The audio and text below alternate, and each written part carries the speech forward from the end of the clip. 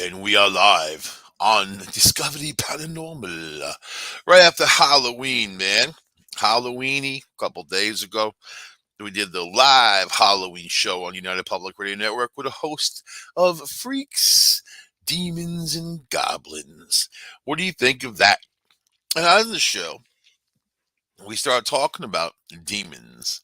And I started thinking about demons and what people think demons really are and what demons really are and what I think they are, But what do I know? Only my ideas, I mean, we're all different, right? It's all our interpretation of what things might be. So if you look at history and forever, mankind has been looking to blame all the terrible things they do on something else that it made them do it. The devil made me do it. The demons made me do it. Facebook made me do it. Like that. But there's a bigger story. There's also a scientific story, an alien story that talks about this stuff too. And if you start thinking of what we reference things as and what they really are, especially back in the day, when people were dumber than they are now, if you can imagine that. And you can't fix stupid. It kind of is what it is. There are people that will believe whatever you tell them. But once they learn that thing, they don't believe anything else. That's kind of funny. So let's talk about demons. People say, I'm a demonologist. Met this dude in the ghost hunting world. He told me he was 18 years old and a demonologist. I'm like, wow, you got a lot of experience. You don't have to be old to be a demonologist, man. Okay. And it's kind of funny. He was the first guy that went running out of the building. And it was funny because he had all these tattoos on his head of all this like weird stuff and symbols. And I'll tell you, man, all that means nothing. All that has a value of nothing. The people that live within that box and tell themselves that it does, they're they're idiots. It's like the crystal skulls, right? A long time ago on Yahoo groups, this is how long ago it was. These people hit me up and what was I doing there? Yeah, I guess I started doing paranormal investigations, so I was already doing it for a couple of years. These guys hit me up and I looked for tend to look for people who are more local to see if they had investigations, what was going on, and then we were all making a name for ourselves, just doing our thing, helping people out and all that stuff, which was cool, and that was the name of the game, really, and to learn things. So you meet a lot of people and a lot of people that they're not. They're not like you. they're not like me. They're different. The people they are, and then those different people all have a different idea of stuff. So the 18-year-old demonologist, you want to burn some incense? That's great. Gonna burn some sage? That's nice. If you believe it, that's the power that makes it true. If you understand that, then you understand the whole paranormal world, just like that. I mean, all of it. Because to have these experiences, you need to be open to them, number one. If you're not open to them, it doesn't work out very well. In the world of demons, there's a lot of Christian demons, there's Jewish demons, there's Greek mythology demons, there's all kinds of stuff, right? I mean, lots of it.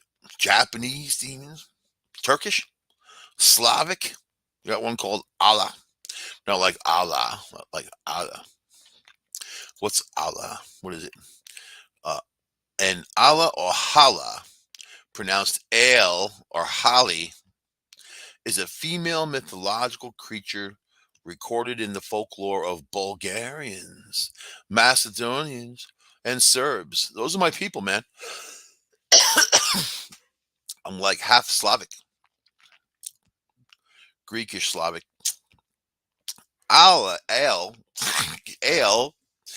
are considered demons of bad weather, whose main purpose is to lead hail, producing thunderclouds in the direction of fields, vineyards, or orchards to destroy the crop.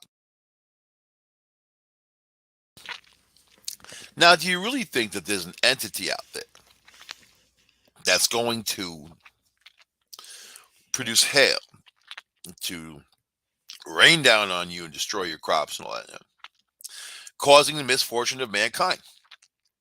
So, but there's a main theme that anything bad that happened, they blamed it on the demon. Anything bad that they did, that they didn't want to take responsibility for,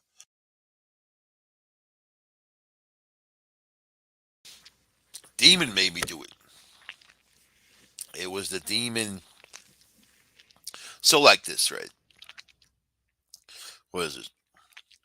Let's see. Ale particularly like to eat children.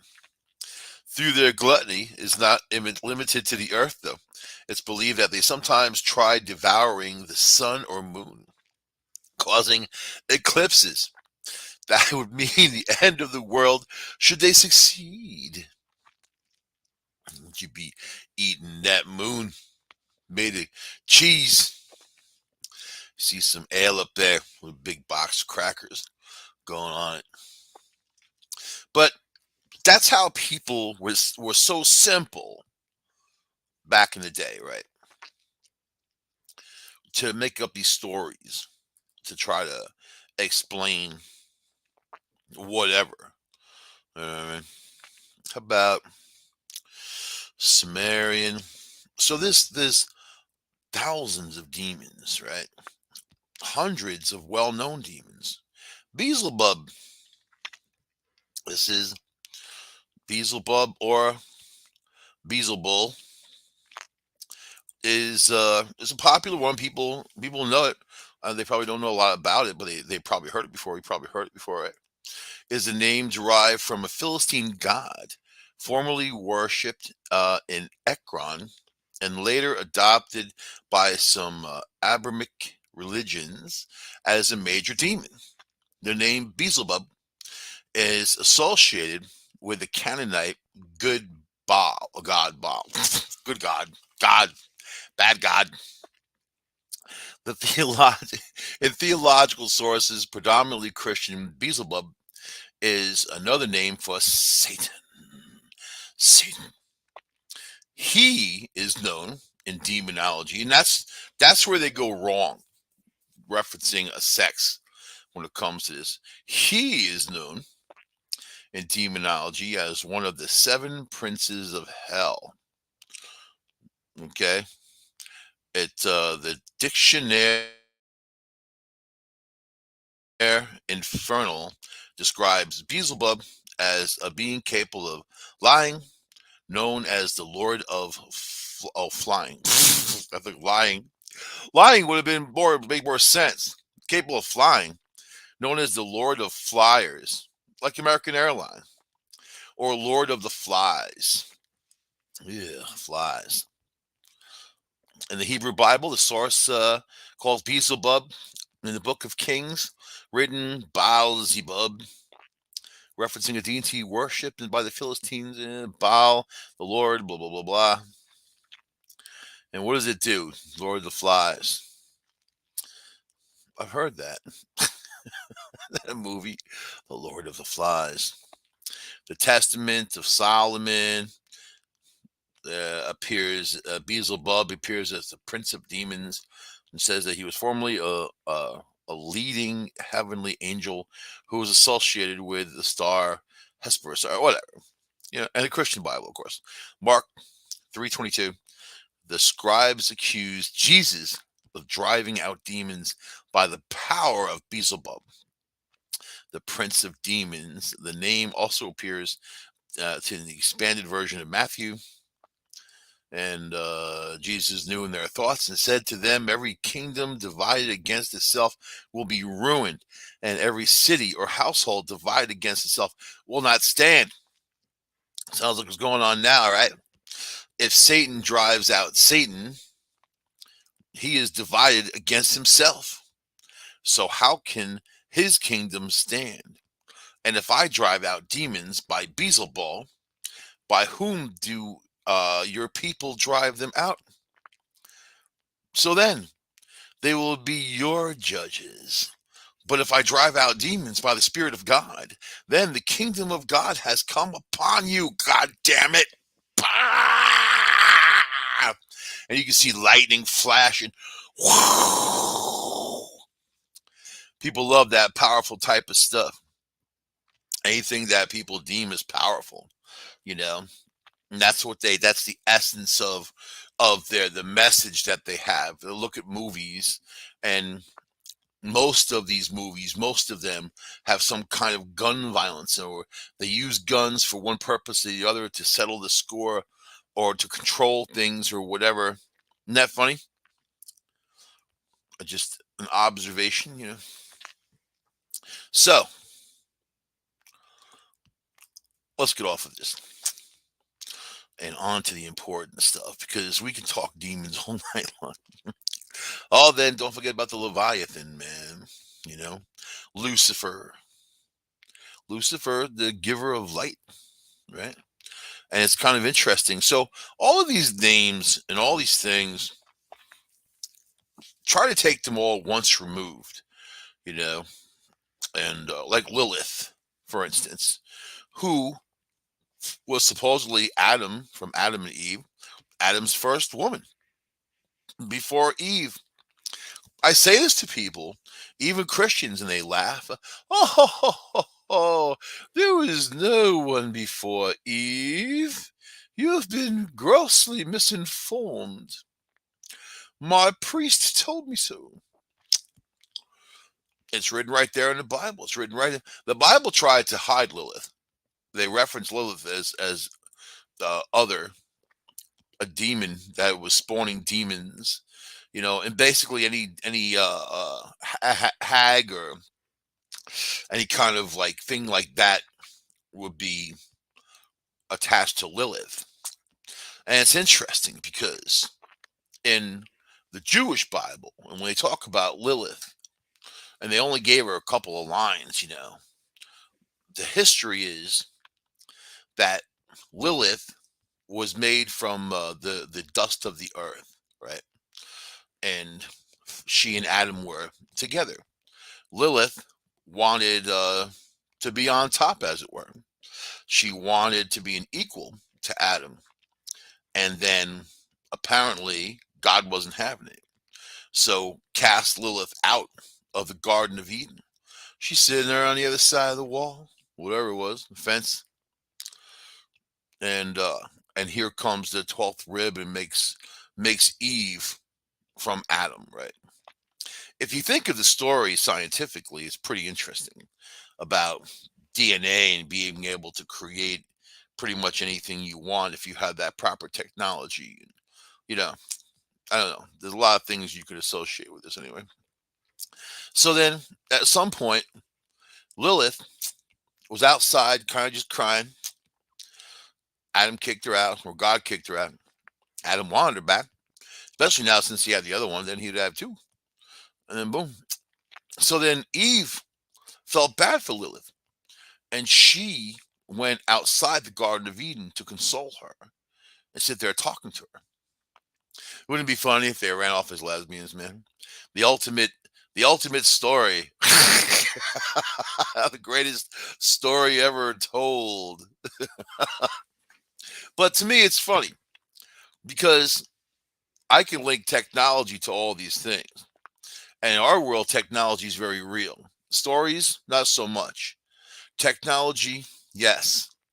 Are there footprints of technology that we have now, and also technology that we will certainly have in not very long, right?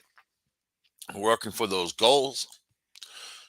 Is it wrong to think that all of these stories came about because of the limited interpretation of people at the time and what they were witnessing?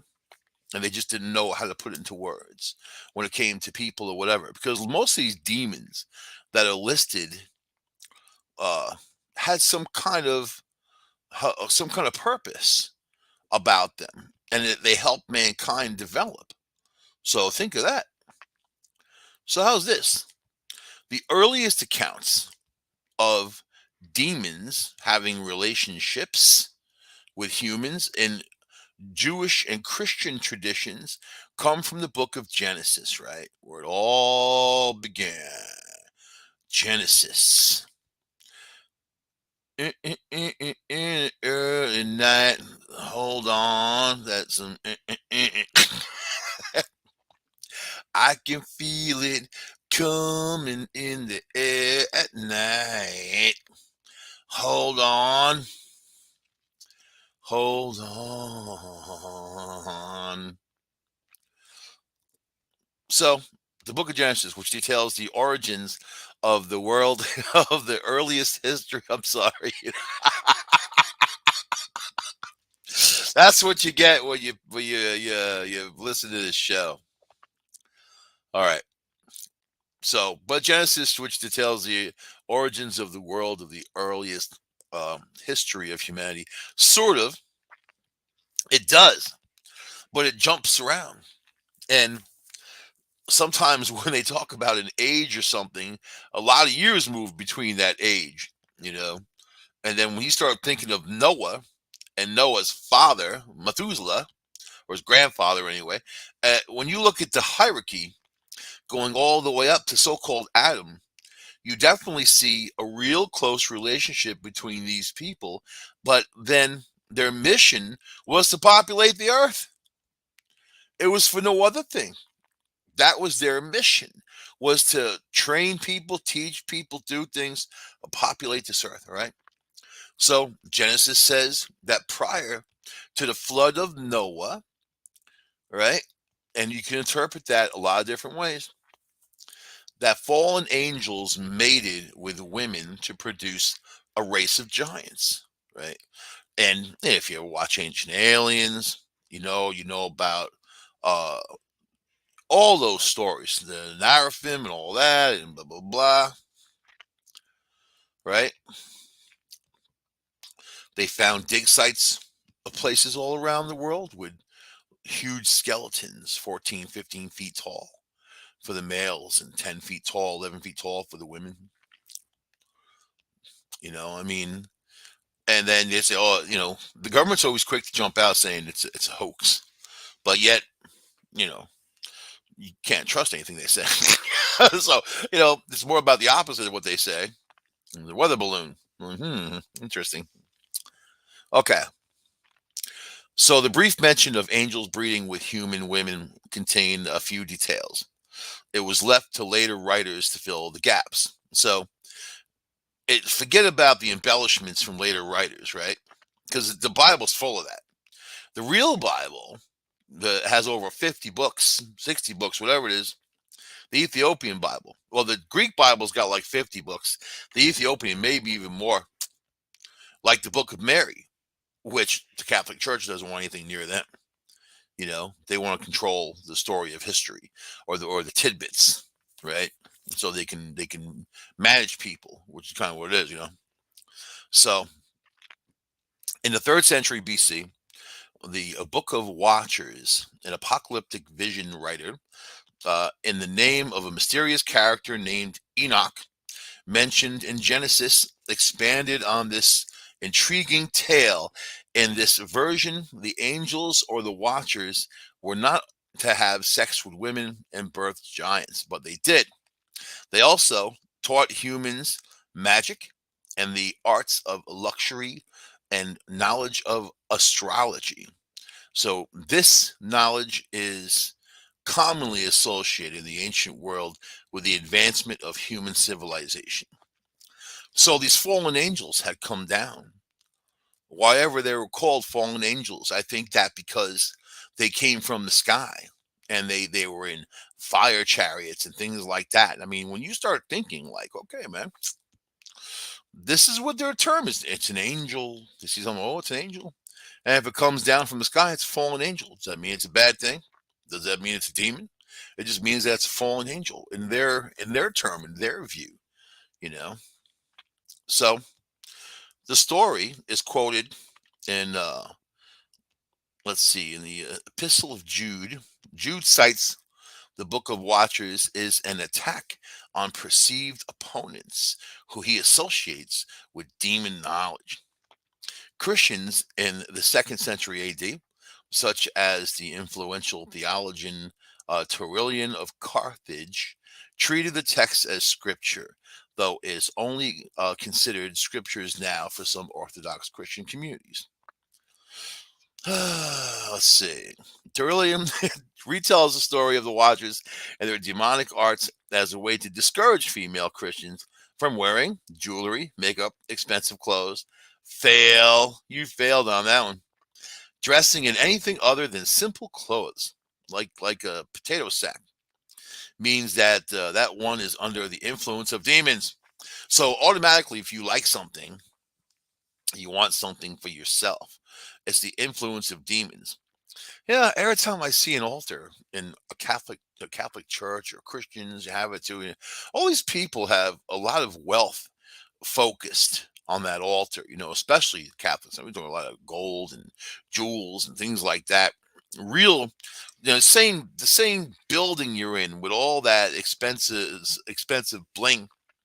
There are people starving on the steps, basically, or homeless, you know, and that's the duality of this game called religion. But then it's the stories that they make up to control the masses too, right? So if you think that there was an advanced life, right, that would come down to help humans exist and flourish, maybe they had their own selfish part of it too. Maybe they needed to survive too, and somehow that's a symbiotic relationship. We certainly have seen the U.S. government talk about these alien craft that were floating above the limits. They had no real explanation. No, we don't know what it is. They're watching them. They're watching each other.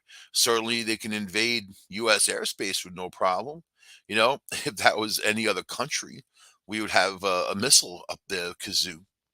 So there's definitely life out there that a lot of people won't even understand. But just know that there's something different, and it's not bigger, better, whatever. I don't know. It's just different, and you can judge it for yourself when these things unfold. So, but when it comes to religion, for as long as Christians worried about demons, they also, thought about how to protect themselves from them. So, and then comes money, trinkets and baubles and things that you can buy to keep the demons away. It was a big business, man. You know, the first biography of Jesus Christ, the Gospel of Mark, written around AD 70. Well, who knows really? Presents Jesus as a charismatic preacher who both heals people and casts out demons.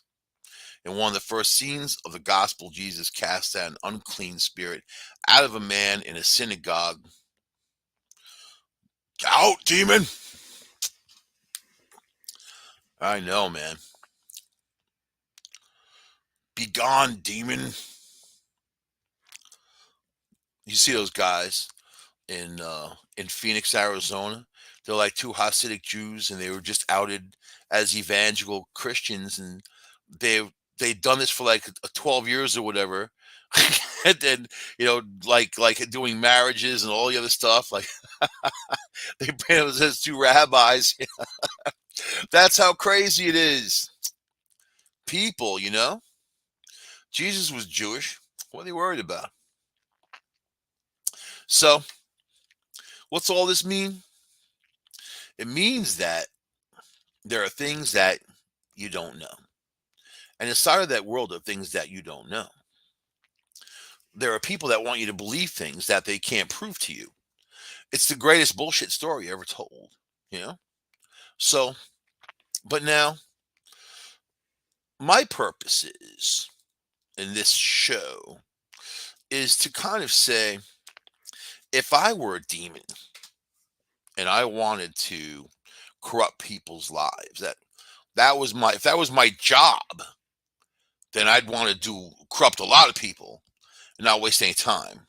If it was my hobby, then I'd probably pick on this one, that one, and the other, and crush them and watch them break and laugh about it and eat some lasagna or some pasta, some Italian food, something that just seems to go together. you know, so if you're a demon and you want to bring people into your world and corrupt them, then you want to live in a place like Hollywood. You want to be in the music business. You want to be in the media. You want to be the one controlling these people's emotions, making what their thoughts are every day, or is the crap that you're putting in their brain.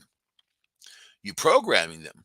People laying there in bed at night thinking of the day, and they're thinking of all these things that have been put in their brains by bad sources, right?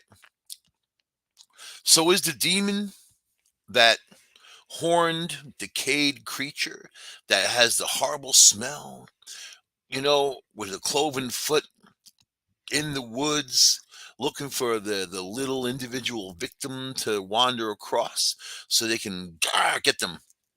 Or is the demon the big people that you already know? You know, the big CEOs, the actors that are out there, the people that pull you in, and some of them don't mess with people with putting out their so-called message or agenda, right? But a lot of them do. But look at the circle of the world, and I'm not even talking about. I'm not saying like Ben Affleck's a demon. I'm going to say that demon exists in that world, right? And how low you have to go to take part in that world. That to me is a demon. Somebody who makes you lesser of the person you are because of your own desire and greed, or the things that you want for yourself. Just put it that way.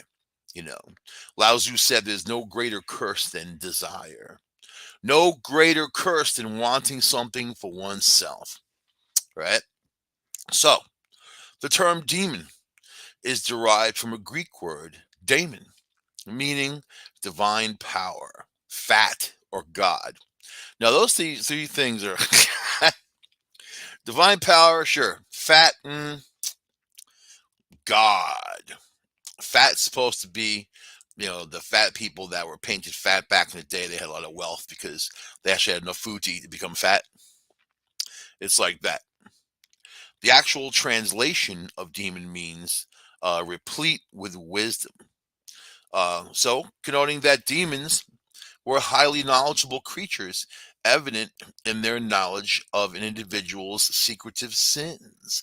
Demons were fallen angels who followed Lucifer from his expulsion from heaven by God to hell. But they're wrong, because in the Bible, it doesn't say that Michael, the archangel, took Lucifer and threw him down into hell. It said Michael took Lucifer and threw him down to the earth, right? So look, got that straight. The demonologists heavily believed that the sole purpose of a demon is to tempt humankind into immoral acts and come between humans and God. Now, do you believe that? Demons are usually associated with evil, but in pre Christian and non Christian cultures, demons were and are not necessarily good or evil.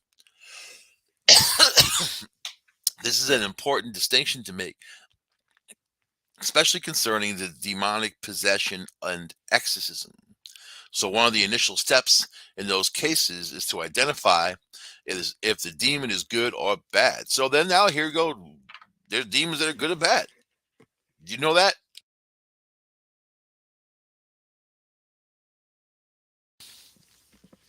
So if the demon's not evil, it still is necessary to exercise them, right? Put them on a treadmill, one of those stairmasters or something. However, it does not become a matter of life or death for the victim. In addition, the exorcist does not place himself in a tremendous amount of danger because they're dealing with that. See, and all these stories are cute and fuzzy, funny, interesting, sometimes horrific. But it goes to show you how limited humans are in their scope of what a demon really is. So do you really think that, here are these demons out there looking to corrupt your crappy life? Is that all they got to do? And if you read the Bible about the good, the bad, it depends on who's telling the story. I mean, when you listen to the interpretation from all these preachers, of course they're going to tell it a certain way. And then that's their interpretation of that story. Now, the Buddha, right, says we're all on our own journey, all of us. And everything that happens is our own personal interpretation. So it's also choices. Do you think people choose to murder somebody? Or it just happened naturally occurring, or the demon made him do it? I remember the son of Sam. That was a big deal. The guy went and killed people. You know, he said a dog told him to do it. A German Shepherd, nonetheless. Now, you know what? If you're going to say that a dog is a demon and telling you to go kill, a Chihuahua is a way better choice for that message than a German Shepherd. You really don't think a German Shepherd is going to dabble in that type of negativity, man? But a Chihuahua? Oh yeah, oh yeah, man, oh man. Even a Corgi, I don't know, man. Corgis are super cute, and I hear they're real mean. I don't know. You gotta start thinking about that. Who the demonic puppies really are. But people think that. They think that people are stupid, and you can't fix stupid. At one time, and here in the United States of America, not even that long ago, they took women and put stones on their chests to kill them because they thought they were witches. And if they died a good Christian. If they lived, they were a witch. That's how stupid people are. And it wasn't until they accused the governor of Massachusetts' wife of being a witch until that thing was over. He's like, that's it. But, you always have to understand you can never underestimate people and what they do and what they think. And when I watch these horror movies, for instance, because Halloween just went through, and there's horror movies on TV, and I'm not into the slasher movies, and not into the blood movies. Zombies are fun. I've seen them all a million times, and I'm done with that. I'm a little zombie burned out. But what do I like? I like just, I've become a terrible YouTube type of mentality where I can only watch something for 5 or 6 minutes and then flip it off, and find something else. And that's my attention span these days for these things, because there's so much content out there. It wasn't like back in the day where we only had like a few channels when I was growing up. We had like 11 channels, and some part of that was like UHF, which was the fuzzy channels that barely came in, or you had to like stand there next to the TV, touching the antenna or whatever to make the thing come in. Things have changed, man. There's a lot of content now, and I don't have cable. I've got Wi-Fi, and I subscribe to a couple different things, and I don't pay much, and I have all the content that I want and more and more. So cable's gonna be a thing of the past. They're full of demons. That's it. So, do you think that you need the threat to make the money?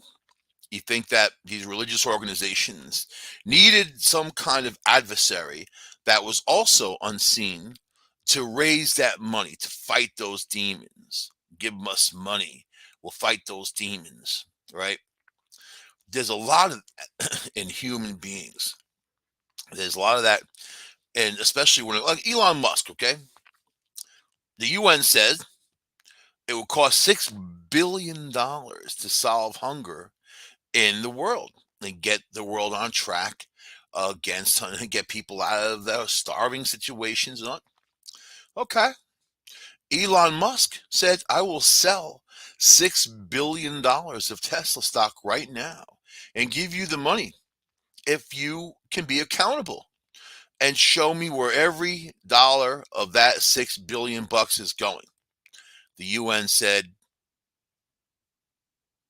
that's it. Well, one of the generals chimed in, well, we'll sit down and talk. We'll talk. And of course, where do you think your money goes when it goes to those sources? It goes to those demons. These are human beings that do terrible things to other human beings. They're not possessed by some evil spirit. They're not possessed by whatever. If you go talk about fallen angels coming down from the sky with tools, teaching mankind how to build things and do things and grow things and exist, that doesn't sound like a negative situation to me. If you're going to talk about humans, selling each other out for a couple of bucks of the terrible things that people do, that sounds like that kind of activity to me. But it's not the demons who are making them do it. How do I know? Because I do. Because I do. And they want the excuse pill. They want the blame. I didn't do it. It was somebody else.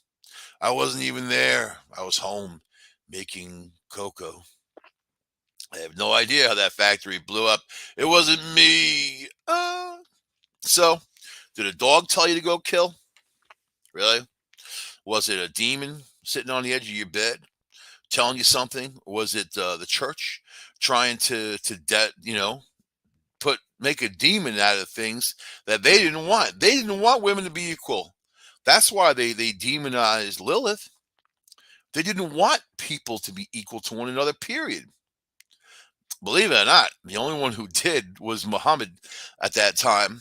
And Muhammad, if you listen, see, you got to dig into the roots of Muhammad, right?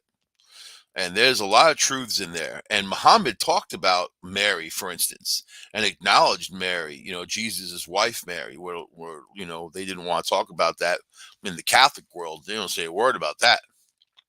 They buried those books out in the desert. A lot of them were found. Isn't that funny? But it was supposedly the Archangel Gabriel that came to Muhammad and took Muhammad out to see the civilization of the world, future civilizations of the world, and then took them out into outer space to see other civilizations and gave Muhammad that vision. Muhammad said men and women enter heaven equally, but at some point, people came along and distorted all these nice things and cool things that Muhammad said and into controlling things and controlling factors like the burqa and all that the that what they wear on the streets. That was a desert thing. That's what men and women in the desert used to wear because they had to with all the sandstorms and whatever. It's unlikely that even Muhammad would have known that at his time and his era. So the people want to take these things and put extensions on them and make them into something that they're not. But there's real truth behind it. And the truth is beautiful truth. It's not an ugly truth. But what they create out of it turns into ugliness, doesn't it? So remember that about demons and people when you start thinking about people and demons. I'll see you guys next week on this here show. This is Discovery Paranormal on United Public Radio Network, UPRNTalkradio.com. I'll see you guys next week on the show. Bye.